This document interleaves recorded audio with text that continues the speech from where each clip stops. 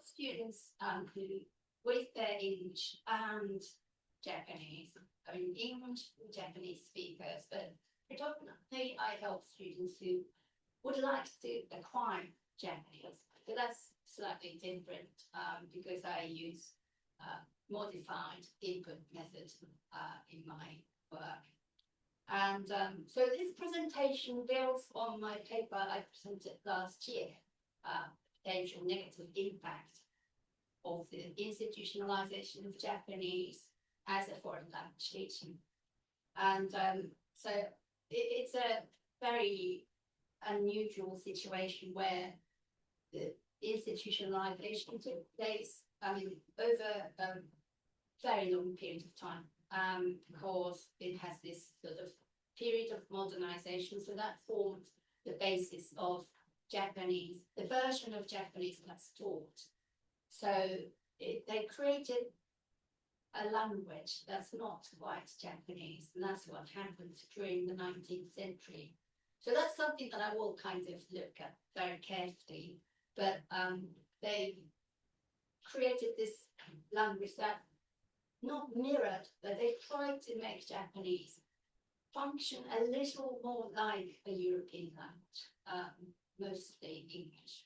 And so the problem is, this is almost like Esperanto, so that's why I call the version of Japanese that's taught Esperanto Japanese. Because by learning it, learners can speak with each other and make themselves understood by native speakers, but they will never be able to understand Japanese spoken by native speakers or watch anime without subtitles. And that's what a large majority of people want to learn Japanese for. So standardized, simplified version of Japanese is grammatically neat and correct, but the problem is that it's culturally much less Japanese than spoken Japanese. So that's what that's the focus of my presentation. So this is something that many of you may be familiar with, and of course, dead performers and anthropologists. So my methods, I mean, my background is in social science, politics and social science, sociology and cultural studies, and I look at language as cultural artifact. So that's what how I look at Japanese and both English. So Edward Hall came up with the idea of high culture, or high context language and local language, and that's very relevant for studying Japanese, because Japanese is a very high context language. And she is, of course, she is finally, so she recognized that language. Without culture is nothing really, basically. But what I want to point out, so I use this, so I don't really talk about my method. It's very social and scientific. It's a method I use to study social phenomena, my PhD research. So it's called historical cultural relational method. It's historical relational method. So I contextualize things that happened in historical, social, cultural context, and make sense of what happened. So these two concepts came out, and of course it was to do with the cultural term.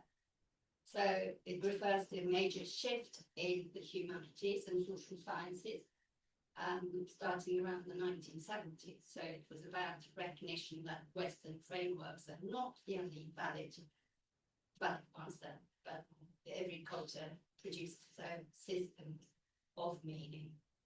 So that was the cultural term. But what happened, and I think what we're seeing is something like this: culture is not really that integral to language learning, especially in Japanese teaching. So there are two ways of looking at this. So there's some sort of regional variations there. So US-based scholars, they use this sort of language like essentialist narratives. So they saw Japanese culture taught as essentialist. So they argued, such narratives are often okay, they argued that narratives often portrayed by Japanese culture as homogeneous, characterizing Japanese speakers in essential terms as polite and indirect. And if you look at the use of language in Japanese, in spoken Japanese, they're not wrong. You know, they're polite and they are indirect, but they started saying, no, that's not really right because it's essentialist, because if not every single person speaks like that, it's essentialist. And that is something that I started seeing in social science subjects, including cultural studies. So some group cultures have been denied, like say class culture in Britain. So they almost started saying that that doesn't exist because not everybody behaves according to certain cultures as such, you know, like working class culture. So Japan-based scholars, they started saying, well, they have to be more multicultural. So they have to accommodate, we have immigrants in Japan, where we have, I don't live there, but they have migrants in Japan, so they have to be sensitive to their cultural needs, and they don't want to be forced to speak the kind of language that native Japanese speak. So it's become this sort of cultural values have been really reduced in teaching Japanese. So that's what's happening. So this is what I call the deep cultural term, because I have seen this in cultural studies. I mean, in cultural studies, which is really interesting. They don't really want to talk about the cultures. I mean, not really in that extreme way, but they started using essentialism. I mean, it's almost impossible to make every single person behave like certain patterns, like culture, but that was happening. And this is really to do with the end of history, as the American political scientist claimed. The end of history as the start of the triumph of liberal democracy and political capitalism. So things have changed after the end of the Cold War. I'll just skip through. So what Michelle kindly just really insightfully presented is very interesting to me, because I can see that our cultural identity can be at risk. So we have seen English just mixed, you know, just in our conversations, withdrawing lots of English words without thinking. But what's interesting is that this has been happening in the UK as well. So British people speak with an American accent, with American terms and everything. But it's something that I rarely saw before the millennium. And so I first moved there. I went to school in the States. So I was born in Japan, brought up there, and then I went to school in the States. And I first moved to the UK in the 1980s. And I have a bit of a British accent. Of course, things were different then. I used to be corrected almost every time I used an American word like garbage can, and I couldn't use this. You know, like people said, "Oh, that's American. We call it a rubbish." And that's what was happening. So our students say them now very common. Hi guys, yeah, because I was told off for it so often back then. But you know, this isn't just linguistic change. It reflects the shift in cultural values and cultural authority, the triumph of American soft power. So I mention this because this is almost exactly what has been happening to Japan since the 19th century. So when Michelle referred to this, you know, this care for their cultural identity and heritage, that went out of the window right at the start of the encounter with a foreign language. That was the main foreign language, the English language, back in 1853 to be precise.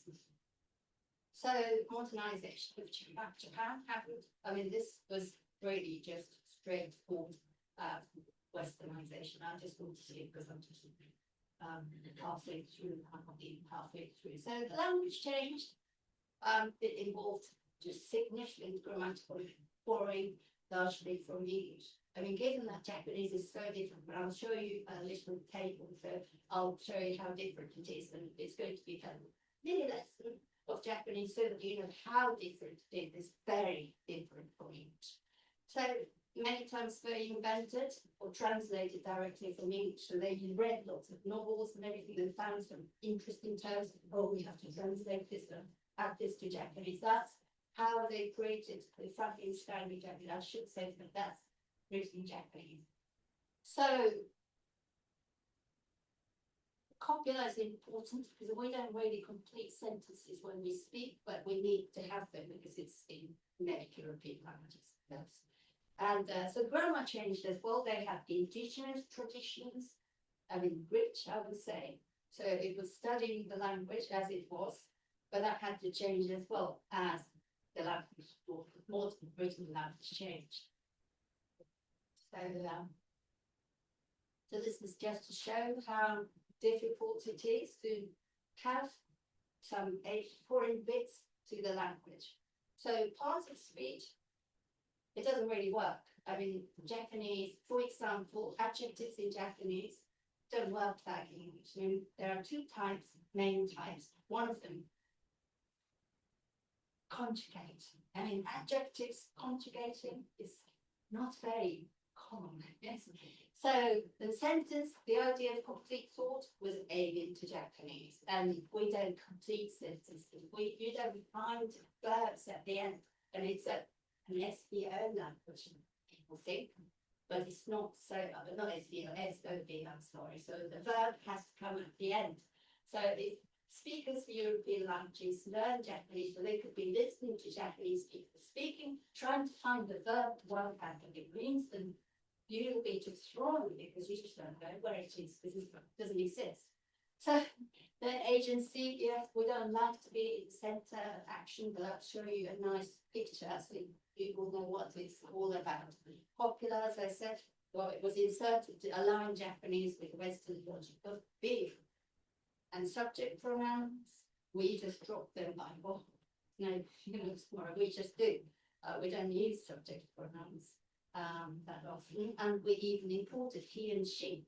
So and this is all to do with something political that happens, and Japan adopted this soft power strategy. And I just want to say, yes, it is established Japanese foreign language teaching as commodity being promoted and sold. So it has to be published neatly. Things has to be sold, testing system, textbooks. Yes, just there's a little end to this. And they say, you know, anime is very popular. And one of the strangest things with just ironical stuff is they promote anime as part of this cultural product. But they teach stuff that will never help learners be able to have maybe that subtitles. That's something so this is really how Japanese is different. So it's thrown in together with all these very, very different languages. They're unintelligible. So I can understand either Chinese or Korean. That's the closest language to Japanese, but we don't have that. So that's how different.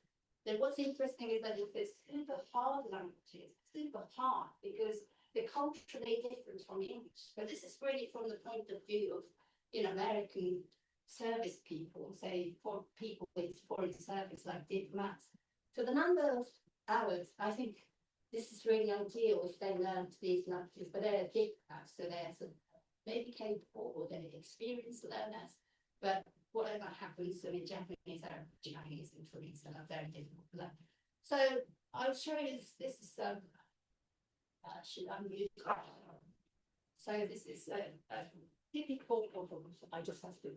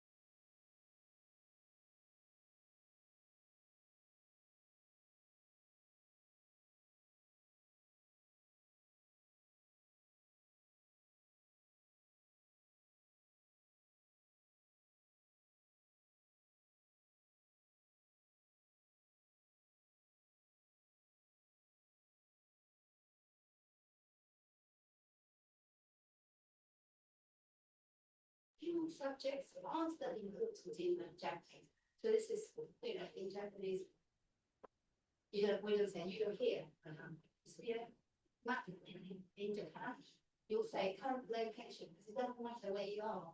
If you're there or not, it doesn't change. It will be here forever.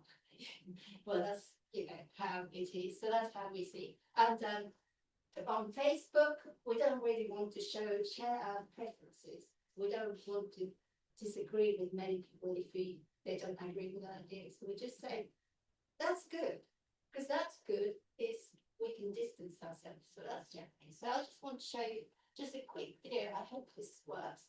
So this is what I use just to introduce people. It's not really big of myself. Okay,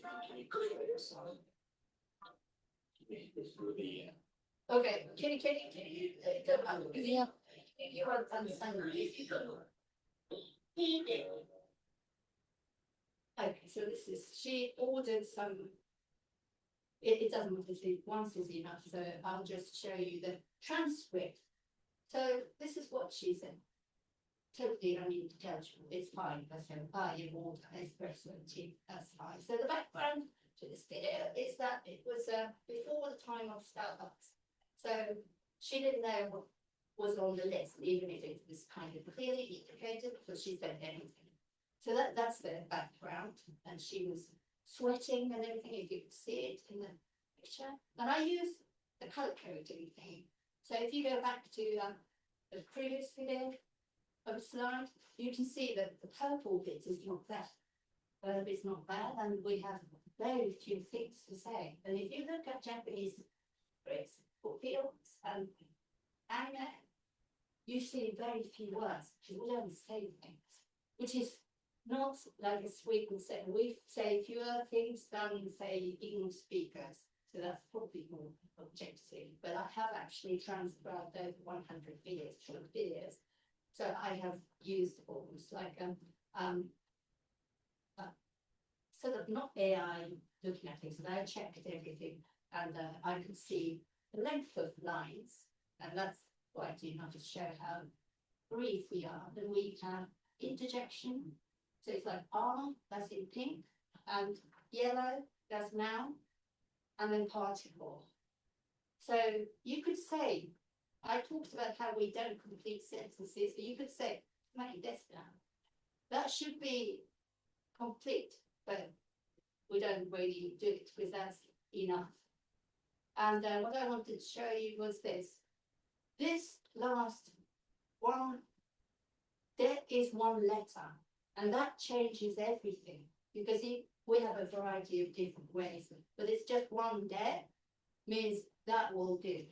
So that's how Japanese is like. These aspects are not taught. So my conclusion is what culture is central to education, compared to the current understanding. The language should be recognized as a cultural artifact. And learners need practical strategies for acquiring authentic language, not abstract rules. And the ultimate goal is to prepare learners to participate them fully in Japanese society and promote better intercultural communication. So, because culture is a whole way of life, it just involves everything.